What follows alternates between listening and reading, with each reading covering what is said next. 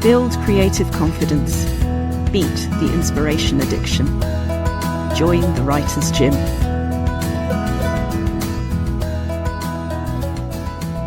Six-time winner of the Bram Stoker Award, author of 4 novels and 200 short stories, and a world-class Halloween and paranormal expert, screenwriter and author Lisa Morton is described by the American Library Association's Reader's Advisory Guide to Horror as consistently dark, unsettling, and frightening. Lisa also hosts the popular weekly Ghost Report podcast and a newsletter about the paranormal, The Whole Haunted World. She lives in Los Angeles and online at lisamorton.com. And we met when we were both in Great British Horror 5 with short stories for that anthology published by Black Shuck Books. And Lisa has been part of my annual Green Ink sponsored write for Macmillan Cancer Support ever since. Come and meet her. How are you? Still tired from StokerCon, but okay. It looked amazing. What was it like? It was very big. It was the biggest one they've ever had, over 800 people there in the flesh. And, for me, it's an event where I get constantly pulled in 5 different directions at once. So it was tiring. And just the across the country travel is enough. Yeah. And without getting into the many things that I'm sure you don't want to get into, has travel got worse over there? I mean, are you seeing... Well, oddly enough, we had our easiest cross-country flight ever. Oh, wow. Which we did not expect. But, we were laughing over the fact that to get from where we live to where the hotel was, we had to take a car, a bus, a plane, a train, and walk. Yeah. So... Yeah. And that's all before you do quite a lot of presenting, being interviewed. Exactly. Yeah. And, and we took a day away to do New York, which was great. And lovely. Saw a fabulous production of Cabaret on Broadway. And so that was great, but all tiring. And it's been very busy at my day job this week. So follow your day job with much enjoyment on Facebook. And I think what I might do, if this is okay, is... while I have your bio and in the actual recording, they'll hear me saying things. It would be lovely to get a bit of a sense from you, because the writing life balance of how we do things is always interesting no matter what. But where you have somebody who is fiction, non-fiction, ghosts, bookshop, cats, that is the bingo card of wonderful things. So can I get you to just do a bit of talking about life in general before we get going? Yeah, of course. Yeah, it's a pretty busy bingo card at this point. It's the only thing I don't have is children, I think. I feel like I have the rest of it all in multiples. It's a day job. Maybe people don't know that I work at a used bookstore here in LA. We are the oldest one, maybe the largest, although we're not totally sure about that. But we have recently been discovered by social media. So we have fabulous young people in all day long making reels and posting them all over the place, which is really fun and really great, except our business is exploding. Again, really great, unless you're one of the staff members desperately working to keep up with it. We're all drowning right now. So that's the day job. And yes, are you deliberately not saying the bookshop's name because there's already too many people in there? Yeah, I should say it is the Iliad bookshop in North Hollywood. It's just a few minutes north of Universal Studios. We do a lot of business with the studios, which is fun too. And then I try now to write in the mornings and on my days off when I'm not just struggling to sit up. And I am about to sign my contract on my next nonfiction book, which is going to be a year's worth of very heavy, intensive research, although I've already gathered most of the materials at least. I am trying to keep up with fiction and my Substack newsletter. Mm. Do you want to say anything about Substack? Because it's still, I mean, I want to say new. I guess it's not as new as it was. See also the rest of... Sorry, there's a black cat tail coming in there. That is not sorry. That is extreme happiness. Would you like to introduce us to the black cat? That one was Sammy. He's down here at my feet now, looking up hopefully. People who don't know where I live slightly up in the foothills just to the north of LA, and our backyard has become like feral cat convention all year round, and we constantly have ferals showing up, and half of the time the girl cats are pregnant, and we try to trap them and get them spayed and neutered. And last year we ended up taking 2 black kittens out of 1 litter, and so we do have 4 indoor cats now, and who knows at any given time how many outdoors that we try to take care of too. The only cat I have ever had was a black cat, and his photograph is off camera. He's with us, enjoying this conversation in spirit. I was horrified. This is not relevant to anything except black cats, but I was horrified when I found out that the reason that Black Cat Appreciation Day happens is because they get adopted less. It's just, I mean, they're beautiful. Hello. Oh, for anybody listening to the audio form, is that Sammy? That's Sammy. Hello, Sammy. Sammy has joined us. Sammy he's an amazing little guy. He is the most guileless, sweetest natured creature of any kind I have ever known. I mean, he's kind of hilarious because he loves to walk up to our older cats. The older cats are 18 and 14. And he assumes they're going to be his best friend, and they just whack him. And he just tries it over and over. He's so sweet. So we got very lucky with him and with his sister Spooky, who is the other one we kept. And what were you climbing recently to rescue somebody, or what happened with that? Well, we had another batch of ferals in the backyard who were pregnant. We had a new litter show up, although we ended up finding and trapping only 1 kitten. And of course, this all had to happen the day before we left for StokerCon. I have a friend who's heavily involved with rescue who called me on that Monday. We were leaving for Wednesday and said, I've got appointments tomorrow for spaying and neutering if you can get them overnight tonight. It's like, trying to pack and everything else. So we were insanely lucky. We got the ones that hadn't been spayed and neutered yet. So they're all taken care of now. There will hopefully be no new litters in the immediate future. And we are trying to adopt out the 1 kitten, who is an absolutely gorgeous tortoiseshell baby, about 10 weeks old now. This was a side of my life I have reluctantly abandoned because my partner Mark is allergic. So he's all right if we can go and look at them. But I am leaping into every opportunity to sort of cat by extension. So if Sammy or anybody else wants to come back into cameras anytime, please know they are free to do so. At the risk of saying relevant things, it's going to be our sponsored rights anniversary, and I guess, hello. This is Cat reappearing is much more important than any question I could ask. So I'm going to do some staring at Cat while asking questions. But I originally got to know you when we did Great British Horror 5 in 2021. I had to look that up because it feels, that whole lockdown era feels both very, very recent and also like lifetimes have changed, flashed by since. And that was when I first interviewed you, when I was going around all of our collaborators. I think I interviewed myself as well at some point and just talked about writing those stories and writing in general. And that was where I got to know you. But you've been sponsored writing with me pretty much ever since. And I guess I want to say, how's that been? Oh, it's been great. I love the Green Ink sponsored rights. I think we have discussed in earlier years that one of the great things about it is the timing, that it's in October. I am a Halloween expert, and my Octobers are absolutely insane. And it's so nice to promise myself that one Sunday where I am going to do nothing but sit down and think up a story and then write it. It's like my little spa in the middle of all the crazy interview stuff in October, because I mean, my days off in October, I may have 4 interviews scheduled, just bang, bang, bang, bang, and doing those and trying to keep up with everything else. My gift to myself is to be able to sit down and do those stories for Sponsored Right.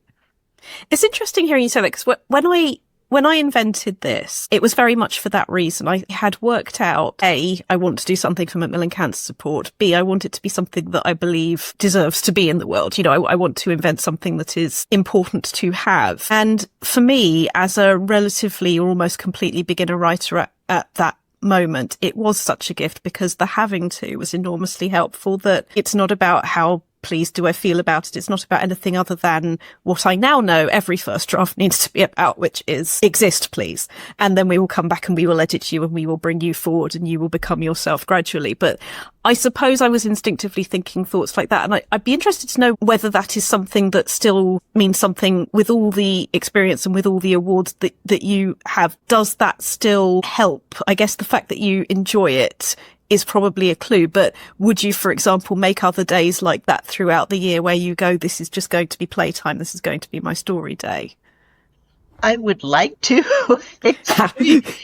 I probably should force myself to set those days aside. But one of the things that I do often tell newer writers is the importance of deadlines, of trying to make a certain time. I am almost always writing to deadlines at this point. But if I am not, if I'm just on those rare occasions when I'm just writing for myself, I will sometimes impose a deadline on myself because I find it makes me more productive. And one of the interesting things about the Sponsored Write Challenge is that you don't start writing until you sit down. And that's kind of magical too, to give yourself that freedom to just say, okay, I have the barest bones idea of what this story is going to be. Now let's just jump in and see what happens. And it's a really fun process, especially when you give yourself that very specific, I know I have to be done by. And have you surprised yourself in that process?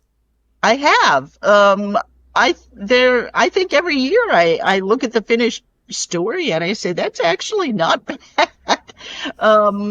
Sometimes I might wish I had a little bit more time to maybe polish them up, but I'm usually pretty happy with how they turn out. I should probably say, just for anyone who's watching or listening to us without having had the backstory, we do this for Macmillan Cancer Support, and Macmillan Cancer Support's mission is quality of life for everyone affected by cancer. So the themes are always something around quality of life and something around green, because that's their colour. Also happens to be my favourite colour, either as cause or effect. And this year we've got, it was chosen by Rhianna Pratchett this year. I always ask a different writer to select a theme, but I think this theme is one of my favourites so far, which is somewhere that's green, happy place, utopias and happy places. And I just know that a lot of us will be subverting that in a number of directions. I love that part of it, by the way. I know last year was kind of a happier theme too. And I ended up thinking about, well, you know, I am a horror writer for the most part. So what do I do with this? And I have absolutely no idea yet what I'm going to do with this year's theme. I will maybe start to think about it a week before. Yeah. And I do say on the occasions I'm asked this, you know, there's no alarm goes off in the universe if we write down the odd keyword to ourselves. You know, it's very much the spirit of the law, not the absolute word, in that, you know, as long as you write it within that time, it absolutely counts, because it is about us volunteering our time. It is never word count. It is never anything else. It is all about showing up for it. Had you come across Macmillan Cancer Support before all of this landed in your life, before the Sponsored Write landed in your life? I had not. Of course, I'm in LA, on kind of the other side of the world, I think, from where it does most of its work. So I'm certainly very happy to have learned of them and be able to help them out maybe a little bit. Yeah, it's because I've always sort of found it to be quite a nice parallel that their mission is all about all of the ways that life affects. You know, you can talk to them about money for things. You can talk, like Jennifer Stile, who I think you've met in passing at some point, who is a Macmillan service user. You know, she's told me just in terms of the things that you never think will be part of it until you're there. You know, they are there for every angle of life, and whether it's conversations or advice or whatever it needs to be, that's them. And I think if you needed to say something to not just a beginner writer, to any writer, it's knowing that the whole of yourself is welcome to that page. That, you know, the surprise for me is all about letting different things in. And I think that's why I so agree with you. I also talk to people about how the deadline is my best friend, that you do something and you do surprise yourself and you do, find that things can join in ways you might not have expected. So I think the sponsored writer has been good training for me in all of those things, really. I really would love to, if there is anything you'd like to say about what's coming up for you, writing, life, etc., please do feel free to take me to anything that is useful for you. I will try to send people to my Substack, which is lisamorton.substack.com. I am putting out both a regular free monthly author newsletter, and I have a paid version of the newsletter in which I'm doing very detailed articles on famous hauntings. And I am truthfully hoping to have enough material out of those for a book in the future. But it's been really fun to dig into some of these things that I already knew kind of the surface level of, and am now learning some of the really amazing. Some of these stories are just incredible. Are you allowed to give us a taster, or is that too? I will tell you the one I am working on right now is the story of Florence Cook and William Crookes. And this dates back to, I think it's 1872 when most of this happens. And Crookes was one of the most famous scientists in the world at the time. This was a guy who discovered elements for the periodic table, who created the earliest version of the modern vacuum tube. I mean, this man was a scientific genius. And Florence Cook was a teenage medium, and he spent 6 months investigating her, including taking 44 photographs of her materializing her spirit guide, who was called Katie King. And he essentially put his whole reputation on the line to say this is all completely authentic. And it's amazing. You look at these photographs, most of them haven't survived, but a few have. There's a very famous one of him arm in arm with this spirit, and the spirit guide is dressed in this elaborate white headdress and white robes, and it's very plainly Florence Cook. And there's a central mystery at the core of this relationship, which is so fascinating, which is, did they have an affair or not? These experiments and investigations were conducted in his home, where his wife was pregnant at the time with something like their 10th child. And I lean on the side that says that he did not have an affair with her, that he was a man who desperately wanted to believe in the existence of ghosts and spirits in an afterlife, because he had tested a number of the most famous mediums at the time and pronounced them all authentic. Like I said, it's the kind of thing that as a modern, I definitely hew to the skeptic side of things. You look at all of his journals and his photographs and his drawings, and you just think, it's so obvious that it's all fake. But it was not to him. And that's one of the things that I find fascinating about their particular story. It also, on Florence's side, it becomes rather tragic because she ends up losing. She had a fabulously wealthy patron named Charles Blackburn, who ended up deciding that she was a fraud and removed his sponsorship and instead gave it to her sister, who was not as good at mediumship, but who apparently also didn't try as hard. So there wasn't as much to go wrong with what her sister was doing.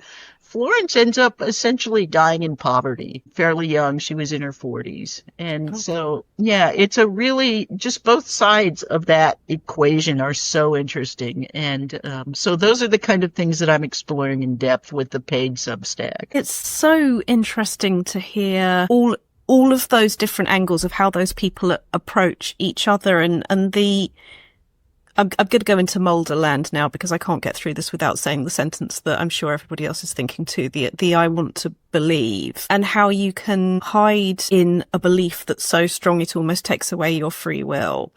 But the example of becoming your own fiction, that if she either believed that it was coming through her or believed that whatever it allowed for people was important enough, that it in turn became important enough to embody it, to be that for somebody else. It's amazing how our brains can rewire what truth actually is.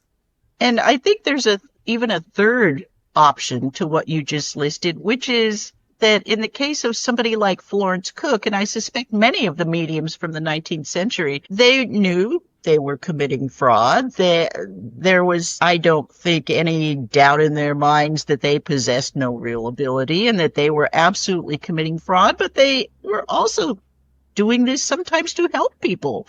People would come out of these seances and say, I found great comfort in that, or just I enjoyed it. I didn't believe it, but it was great fun.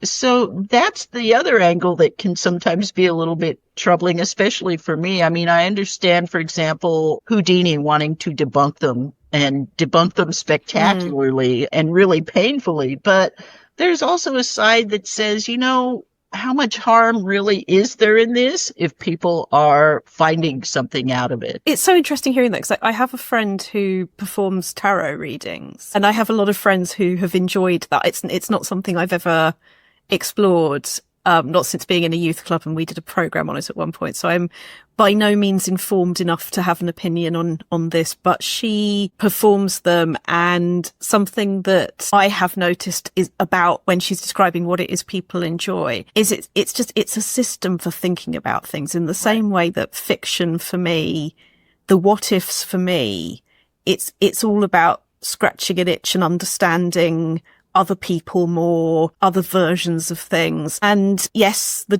danger, if I were going to point a finger at what I think it is, would be when you have to believe something literal. But then another famous quote, you would say that, wouldn't you? Because my whole thing about the religious background that I have is I was told from an early age, or I was shown from an early age, really.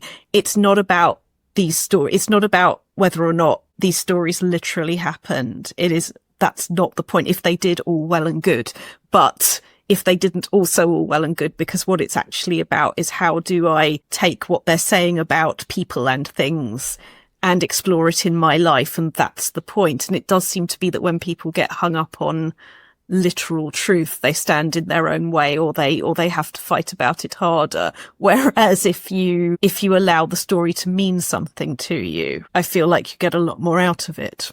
Yeah, absolutely. And I think one of the other things I find interesting about this whole William Crookes and Florence Cook story is that I feel like it's relevant. It seems to me very timely, a story about a man who is extremely rational, allowing himself to believe something that is obviously not rational and is not true. I feel like much of the world might be stuck in that kind of thinking right now.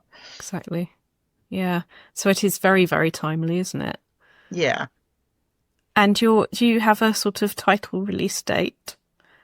Well, this is just my ongoing aid newsletter. I have already done a number of articles for it. I've done articles on Odysseus in the Odyssey calling up the dead, which I call history's first great seance. And I've done articles on some more contemporary themes. The Villisca Axe Murder House here in the U.S. in Iowa is quite a famous place that is supposedly extremely and malevolently haunted. And so I'm just enjoying kind of jumping around throughout haunted history and covering the things that intrigue me. And at some point in the future, like I said, I hope we put them in order into a book form. Right. But that's more for later, when you've had more space to explore on Substack. Right. And as always, there are some fiction things that are out in the world that are being read right now. There is a novel my agent is shopping. And I'm hoping, in fact, this week to sign the deal on the next nonfiction book. So I don't want to quite give it away yet, but look for an announcement in the very near future. Definitely. I won't push further than that. What I would love to ask you before we finish is with the Writers' Gym, a lot of the things that we hold very dear, we've already touched on, e.g. making friends with deadlines, making it work for you, being clear about what makes your time and space agreeable to you and making it happen in your own way. I would love to hear if there are any either lifestyle related or creative exercises or anything that works for you that you would be up for sharing, like a this works for me schedule or exercise or anything that occurs to you. I'd love to know what works for you. I probably one of my favorite tips is the easiest, fastest way for me to do a quick edit or rewrite on something. With the Macmillan sponsored write, of course, you may have minutes left on your deadline to do a rewrite or an edit. is to take your file in your word processing program and just put it in a different font. It's amazing. It sounds really dumb, but it's amazing what that reveals. That never fails to have me finding things that are like, oh, how did I miss that? That's clumsy. And then you get it fixed and you're good to go. I know some people will read their work out loud as another way to do that. I prefer the font method myself. As soon as I start reading these things out loud, all of these cats think I'm calling them. And it becomes a little cat chaos. So I do the font trick myself. Do you talk back? Like, do they try and have a conversation when you do that? Oh, yes. Yeah, I have Sammy, who's been in and out, is fairly vocal, and one or two of the older ones may or may not be into that as well. So our little Spooky, she was the runt of the litter last year, and she's still very small and very quiet and very funny. She's our little court jester. So the font exercise is one I have not tried. I'm looking forward to playing with that. It actually oddly reminds me of one that I feel like my cat taught me, actually. Teddy the black cat taught me, which was I noticed with him that one week the only sofa in existence would be this sofa and nowhere else was interesting. This was the place to be. And that was it. And then the next week it would be the armchair and that was the only place to be. And something in watching him do that clicked with me and made me realise that if I change my space for sometimes per project, sometimes per hour of the day, the parameters change. But in the same way that you're describing being able to see it more clearly in a different font, I feel like I see things more clearly if I physically move myself from space to space from time to time. And it is about that wake up, isn't it? Yeah, that makes perfect sense to me. I do a little bit of that myself, but my best results come from the font trick. I am doing the font trick. Thank you for that. I'm looking forward to that one. Oh, well, that was absolutely lovely. Thank you so much. Oh, thank you. And thank you for having me back every year. Like I said, it has become one of my favorite October happenings. Oh, now that means a lot because nobody has more October happenings than you. Well, it's my one stress-free October. I mean, it sounds weird because you're putting out work on a deadline that's very tight, but it's my little moment of joy in the midst of all the craziness. Oh, I hadn't thought of that. Yeah, it's so interesting. I also say to myself, given that I do really love this day, why am I not making more of this day, plopping a few more of them around the year? And I find I don't. But I think maybe I will. Why not? People are now celebrating Halloween at April 30th. Maybe you need a late April. That is going to happen. Are you doing Halloween? I feel like in my accent it sounds ridiculous. I can't say it. Are you doing that? I am. I mean, there doesn't seem to be a sort of literal celebration that goes with it. There aren't large parties or parades or trick-or-treating or any of that. But one of the things that I have found that's fun to do at Halloween is watch the internet for the retail things. Some of the big retailers who bring out the great Halloween stuff every year will do surprise announcements now on April 30th. And it's really fun to see those suddenly popping up in your feed. So I do enjoy that sort of very capitalist merchandising extravaganza. Yeah. Yeah, I'm actually drinking out of exactly that merchandising extravaganza all year round. I love my skull. It's perfect writing companion because it's not glass. It's not going to break. Right. It stays with me all the time. Lisa Morton, thank you for joining the Writers' Gym. You've visited the Writers' Gym with author and coach Dr. Rachel Knightley. Production and sound design are by Ashley Lexine and theme music is by Chris Gregory. To join a Writers' Gym workout online or in London as a guest or as a member, visit writersgym.com or email thewritersgym@rachelknightley.com.